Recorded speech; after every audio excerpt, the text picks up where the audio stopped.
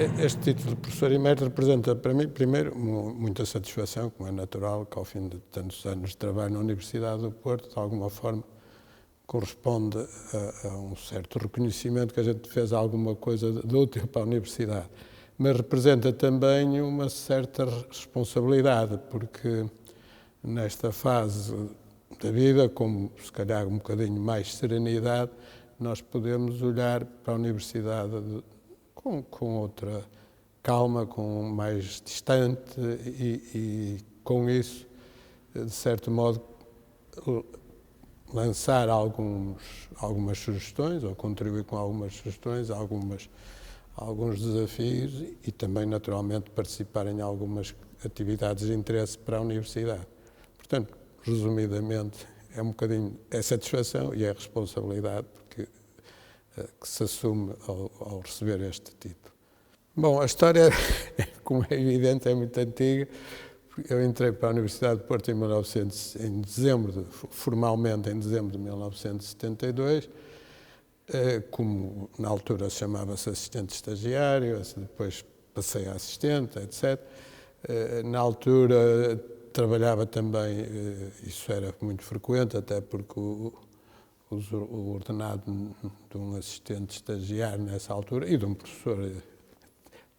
catedrático era relativamente baixo, comparando com os outros, mas, portanto, eu na altura tive a oportunidade também de colaborar numa empresa, mas dentro da Universidade, e o Departamento de Engenharia Mecânica, que foi onde eu trabalhei, tive depois uma passagem, e nesse período foi uma passagem interessante porque apanhou o 25 de Abril, portanto, e no 25 de Abril deram-se coisas muito entusiasmantes, digamos, e a nível pedagógico eu recordo com muita, enfim, com muita emoção até algumas das atividades que fizemos. Na altura,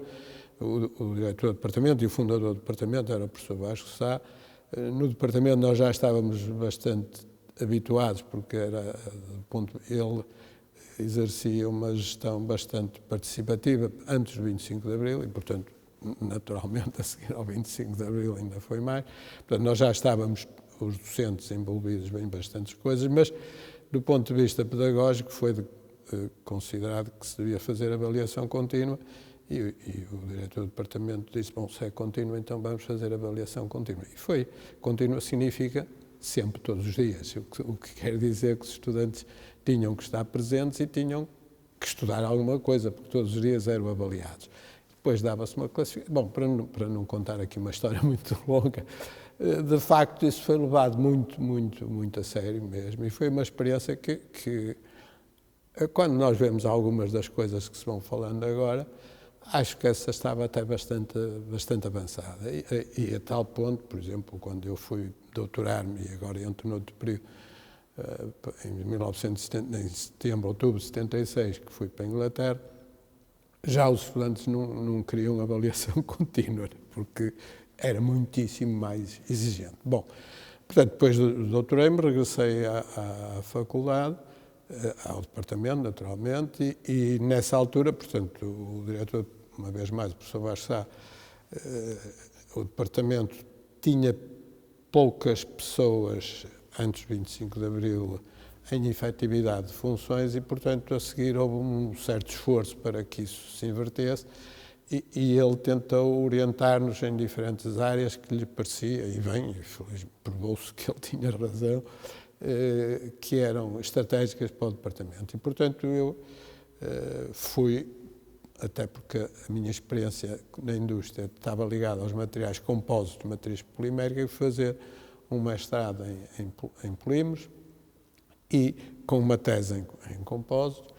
e depois um doutoramento na área dos materiais compósitos. E quando regressei, portanto, aí, depois das equivalências, dessas coisas todas, passei a professora, acho que já se chamava na altura professora auxiliar, e portanto, fiquei incumbido, além, quando regressei, fui fazer outras coisas, logo de imediato, porque foi no segundo semestre, mas fiquei responsável por lançar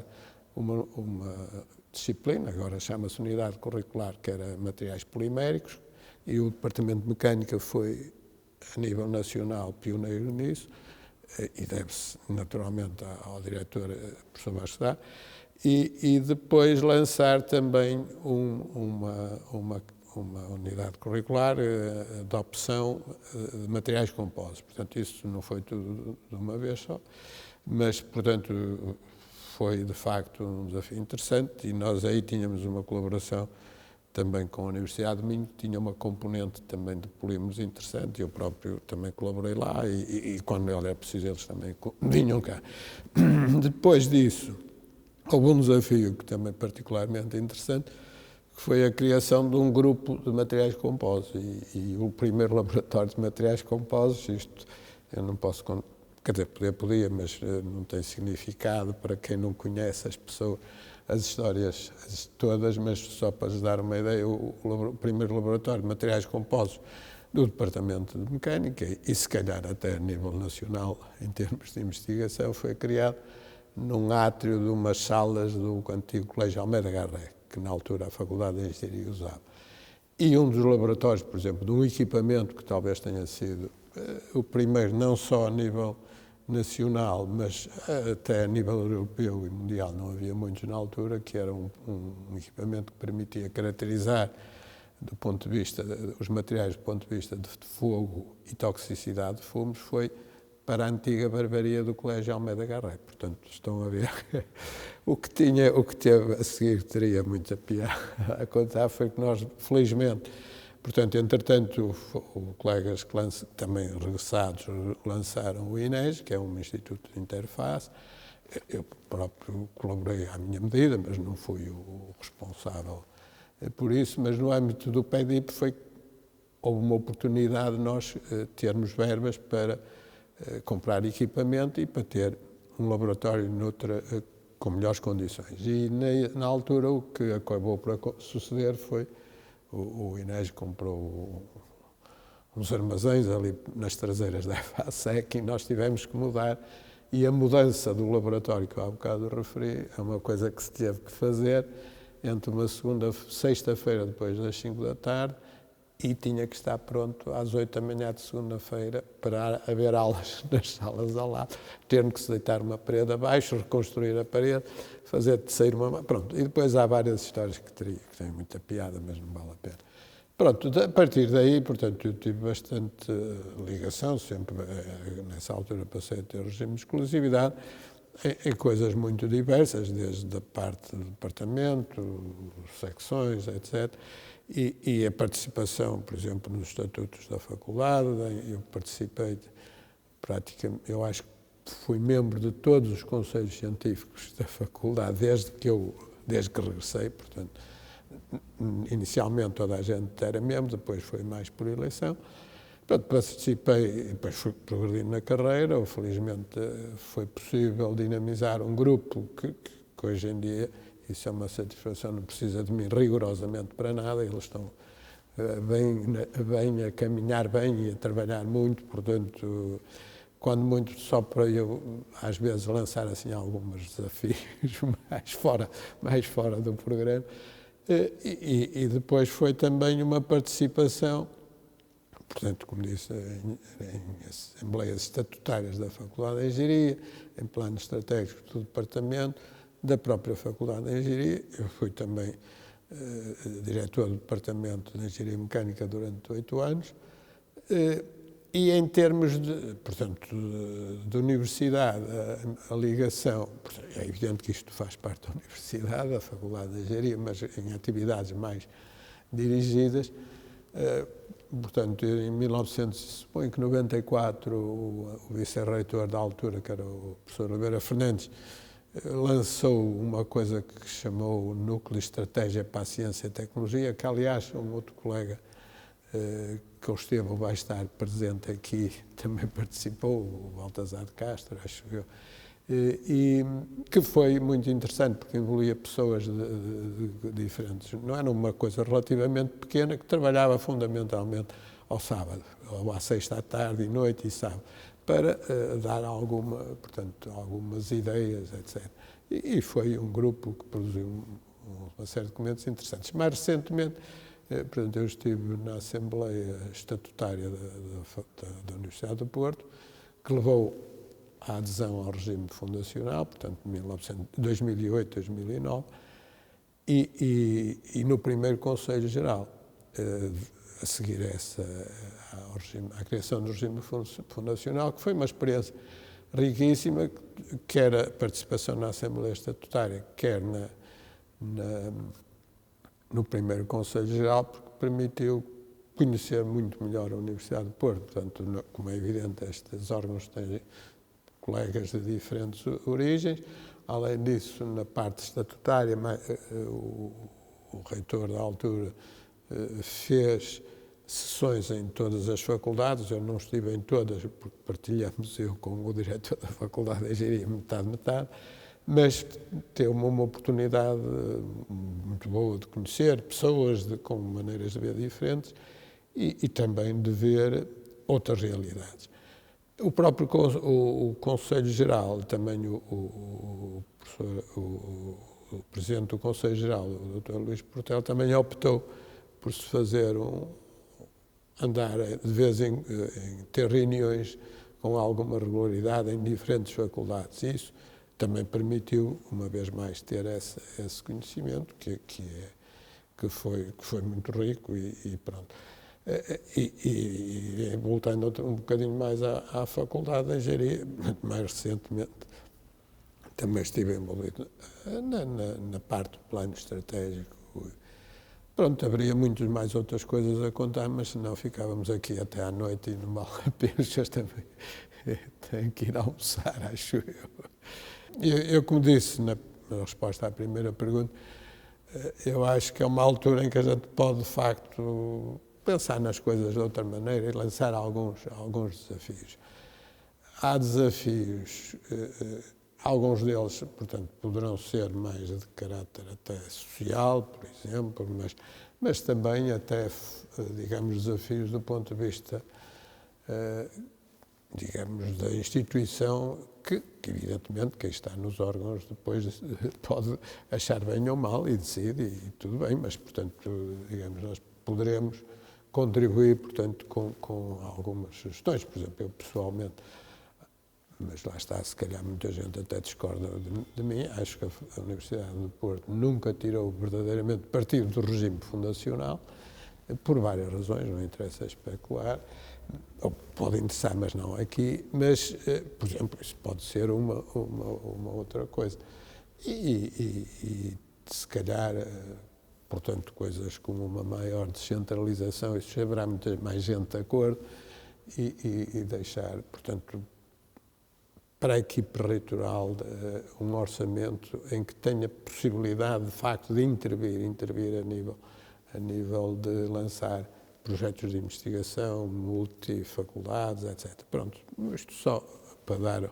uma ideia. Depois, a nível também que envolverá, ou poderá depois, se correr bem, ir para além da faculdade, da universidade, peço desculpa, embora a experiência piloto, se concretizar, será na Faculdade de Engenharia, que é tentar procurar desenvolver um programa que permita identificar jovens no ensino secundário com elevado potencial. Eu vou dizer para a engenharia, porque não é o que eu conheço melhor e, portanto, se correr bem, isto pode ser evidentemente extrapolado para outras situações. E porque a ideia não é só, portanto, a questão não é só ter a bolsa de estudos. Por exemplo, se um jovem está de uma aldeia em que portanto, isto é um bocado complicado, é preciso identificar o jovem, ver-se, e depois o que é, naturalmente há questões técnicas, vamos supor, na Faculdade de Engenharia, e depois como é que se pode apoiar desde o secundário, para não desistir no secundário, e quando vier para o Porto, se for alguém de longe ou se for alguém daqui do Porto, que condições, em vez de ir trabalhar e ganhar para os pais, que condições possa ter para sobreviver e se ingrar no curso. E mais tarde vir ele a contribuir para estes fundos, para os fundos que são necessários para sustentar isto, uma vez que possa ser bem sucedido na vida, esperemos nós. Portanto, isso é uma coisa que tenho vindo já a pensar há muitos anos, muitos mesmo, que no âmbito do Comissariado Social da FEUP se tem vindo também a trabalhar e agora, mais recentemente, com a Rede Europeia Antipobreza, portanto, será uma possibilidade, envolvendo, por exemplo, o SASUP e coisas, portanto, isto tem muitas, eu sei que tem muitas dificuldades, mas se me está a perguntar o que é que eu penso, então essa era uma das coisas. Depois, a nível pronto, de investigação, será, bom, ir mantendo alguma atividade, evidentemente, deixando, como disse, os mais novos já estão muito melhor do que eu, portanto não há problema nenhum, mas posso ir fazendo aquilo que há bocado estava a dizer, era lançar alguns desafios de coisas assim meio tolas. Portanto, eu de vez em quando gosto pronto, põe-me assim umas coisas que julgo que poderão ter interesse, claro, e às vezes não parece, e quando não parece nós podemos ir fazendo qualquer coisa e ver se aquilo vai dando, portanto, um bocadinho nesse sentido, portanto, sem ter nessa altura a responsabilidade de cumprir os milestones, os projetos e lançar, e depois, quando as coisas estão a andar, então... E também para terminar, um outro que isso jamais é uma ideia que eu tenho vindo a pensar também há algum tempo, preciso, que era de facto aí lançar um projeto na área dos materiais compostos que viesse a permitir aumentar a durabilidade destes materiais. Pronto, assim muito resumidamente, e isso é um desafio que me parece bastante interessante, usando hoje em dia sistemas de sensorização e de atuação, portanto, os materiais inteligentes, isto agora anda tudo, ou então os materiais estúpidos também, que se possam obedecer mais àquilo que a gente quer, entre aspas, como é evidente. Pronto, eu suponho que mais ou menos é isto que eu tenho em mente.